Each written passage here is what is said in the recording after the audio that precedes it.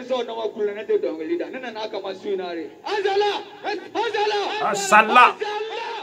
kana malitana amin yafo why yo mame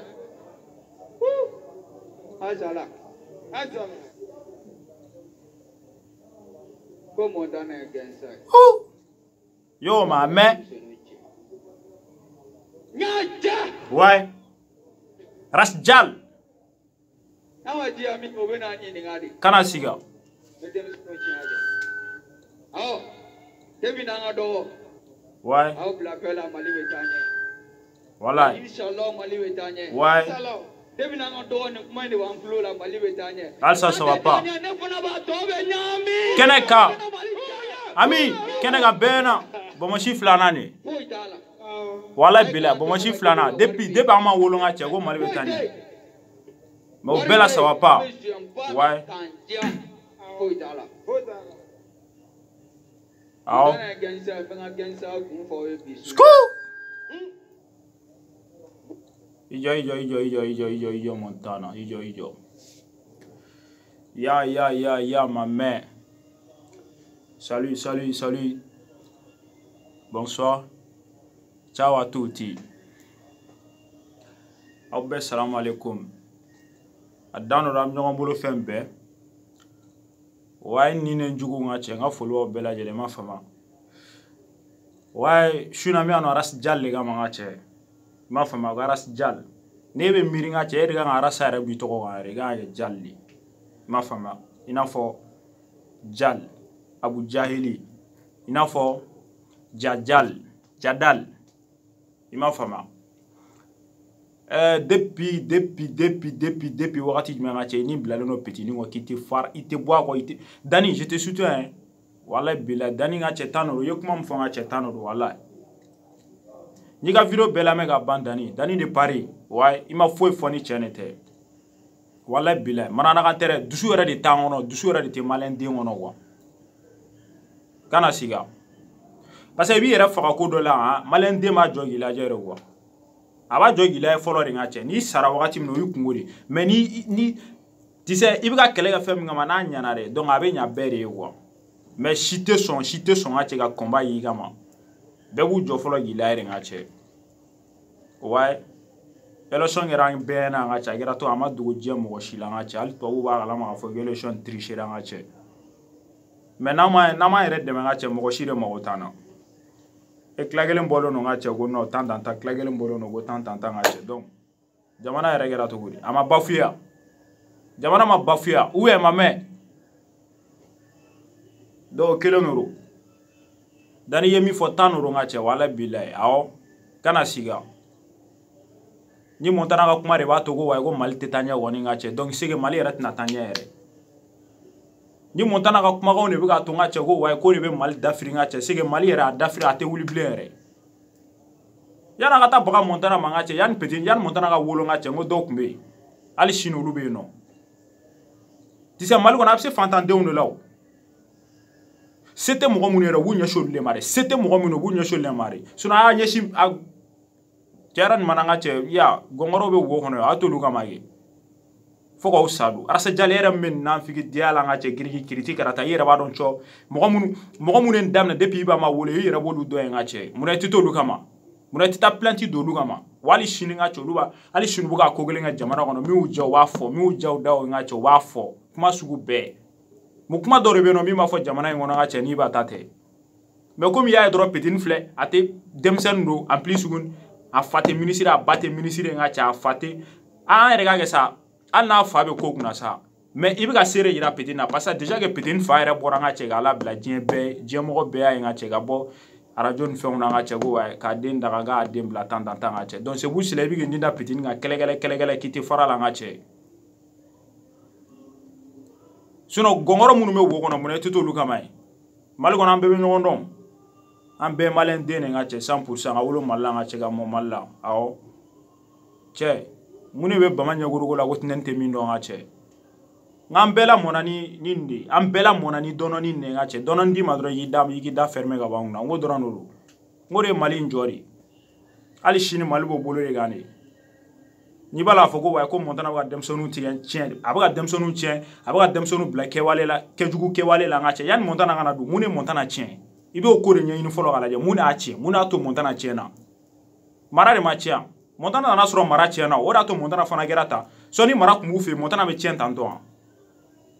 ni mara kume jamana wono ngache demsonu be tien tan esi montana era kuma sigi ga amerika fo ko way kamna kuma sugu nu fo cheno ga fo ko way montana buka kuma mun fonga che go ga jara leta non seulement montana buka kuma mun fa buka tane fo quoi ima famia aga kuma shiron bal fon nunu nga che wale oli akunguri pasa ni mo ko ge ni mo ko la ngoro ge nga che le donc o wana la recheri isi mi wori kai ibe conseil ndam wori damari na ma dabla fona era donc o yani ala re kungo o wana ala recheri era si jali rere be na nga che be mina dugula nga che o be na ala reche o be hein mo jona be wule ga manga che ga be su isi a don ta fe abora en fait o mette mo goro do jamana ngono ni ette mo go shiro do jamana ngono ni montana tia bon comme imagine la fana wa parce que bena dairi ma soro tuguro ngache bena dairi ma soro tuguro wa ma fama donc c'est vous sirabi ya dairi ma soro position ni ga nyini ni montana wa donc ate bal mo la wa ma fama donc ne era bora wole do 600 dani kana jiga la ngache beni bolo tuguro quoi ma fama beni bolo tuguru don ni fana ale bolo tuguri parce que mogo be to de la mogo succès la mogo be war de la wa ma fama donc tu sais montana fana flé ni ma montana to fo ou ni ma montana ni ma bi bla montana o kelegele nga cheti to so ale era bora go faga interview do nga che go ni montana songelen bla ne montana songelen bla youtube sa be 500 nga che go dien era go no mali era go no go mogo ba jolire nta da do go ba mogo ba ta ou mogo ba je ne sais plus maglera tala to na da do fo nga che ko re be singa ye quoi. Donc allez ra yenga che way montana il est intéressant parce que abuka kuma munu fo ni ya sege bita soro ko do re ba kono re se buri sera mo re buka tuwa ko tanto nga che nunu mo re buka aga vie a aimer aga musique aimer donc allez ba sege ga ta donc quoi mais il m'a follow là ou ouais il m'a follow là mais ni be mo juge a tege tan ouais depuis là wala be petit no fe nga che depuis là wala be montana no fe o ma mune gerari na abso na figi de ala nga chela atita munu kelo no nga chega awa jamana mina ola nga chega ka awu nyona do faga no mona tutu lu kamay mais montana de bora ka micro ta ga fogo tan ta donc ibeta bogo ma yibe plenty do ringa nga che parce que asetai demsen do fana sinon mo goro munu be no nga che ni montana wolo la wolo soro ala to lu kamage ibolu yoro don bamago nga bebe nyogon don di bebe be don bamago kono nga che ebna munu fana jamana ko ga ngache klari jogo go sharatege chenga ngache ye plenty do akama amena dona fa bora fe e o don bira ni shara re be chenga ngache e bologo wa ko montana be minega e dalaga ma na so ni shara be ngache e mingene montana te minere parce que be fo montana wolola ga munu soro ngache be to li kama flori donc nolu bemna la wakati na turub na se montana era ma na fara ko montana wolola ga mo munu to ala ngache go golu mine après wa soro ga turu se montana ma jebe wuli turu te se montana ma jebe wuli ate minere donc tiara ni mananga che anga bolto boro nga son sono datula fen fima nango gamo beto mo che fente soro ga genala re se adano kuma ga mise wa dani adano ibora ga viro mi nga che wa ni ga viro kife nyala me fembe ya tisara madini mo re du subora to gusugura be kuma do fo tisa yere ga la unité mi wa me ara madini du subora do bibla ko kebal kere lawo ima fama donc en tout cas toujours nga cha ndano no ngombolo danga che ouais toujours nga che ouais continue à tisser avec continuer quoi non on mi fina dro na décourager dro ma famille voilà découragement jour nga che parce que tia mana metugo galo mana metugo ateme bolila quoi galo mana metugo ateme bolila dani il va dro ou bena ye quoi kana précisa kana précise bois ma sigini ni bois sigira amna la jo bois sigira nga la je galo mana me ateme bolila ça ateme bolla dani heragi yerega yera lafia yama voilà donc ningwe kumare nga chega faras jale donc aga juanga dome quoi aga petit to aga lafia ma fama montana tenga che kuma jugu ga fo jamana kono nga che kuma fori temi ma fo jamana ma nga che o kuma fori temi ma fo jamana ma glo publicité gera ga sungurbo publicité nga che ga fembe publicité jamana ngono amata bagolu ma ko ba ku ga demsonu chen ku ga nga jamana chen ku ga nga jamana dambe boala nga che ku ga nga jamana to kofe fo montana mi na mi nga che ga migoro ta k'a fɔ k'a bɛna sen da mɔgɔkɔrɔ ninnu sen da nɔ la donc a bɛna ɲɛsin o ma sisan nɔ k'o ye denmisɛnnin ye parce que la jama bɛɛ b'o nɔfɛ n ka cɛ k'i bɛ ɲɛsin o ma ti jɔ an ka dɔn mɛn yan Montana ye sanga di sisi ma n ka cɛ mɔgɔ Montana mana sɔrɔ sisi bɛ yan ou bien Montana wolotɔla de n ka cɛ Montana ni sisi de nana ɲɔgɔn fɛ yan ah Jarasi Jalo an ka ko dɔw bɛ yen nɔ n ka cɛ an ka na n'o kolokolo sa ale min yɛrɛ filɛ nin n ka cɛ non an ladamulen don an ma degi nin na an ma deli dɔgɔyali ni fɛnw na i m'a faamuya mais en tout cas dɔrɔn n bɛ min f'i ɲɛna dɔrɔn fara petit la quoi fara petit la c'était petit ye n ka cɛ mais kana na to ka i n'a fɔ fɛn wɛrɛ quoi wallahi c'est pas joli à voir an bɛɛ maliyɛn den de n ka cɛ donc jamana in kɔnɔ pays laïque a fɔra ko pays laïque n ka cɛ donc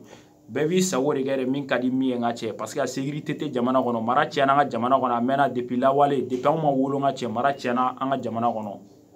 depuis an ma wolo an nana sɔrɔ mara tiɲɛnen don hali sini o mara kelenw de bɛ ka an ɲɛna yen nɔ fana tuguni n ka cɛ e bɛ ka nin min kɛ e bolo ko gansan don wa n ko ko dɔ de b'a jukɔrɔ de e bɛ ka kɛ kun dɔ de kama o donc a dan don i bɛ ka kɛ kun min kama dɛ i yɛrɛ b'o dɔn i b'o dɔn i ni Ala yɛrɛ fana cɛla la yen donc i jɔ an ka dɔn mɛn a cɛ wa fan kulo wa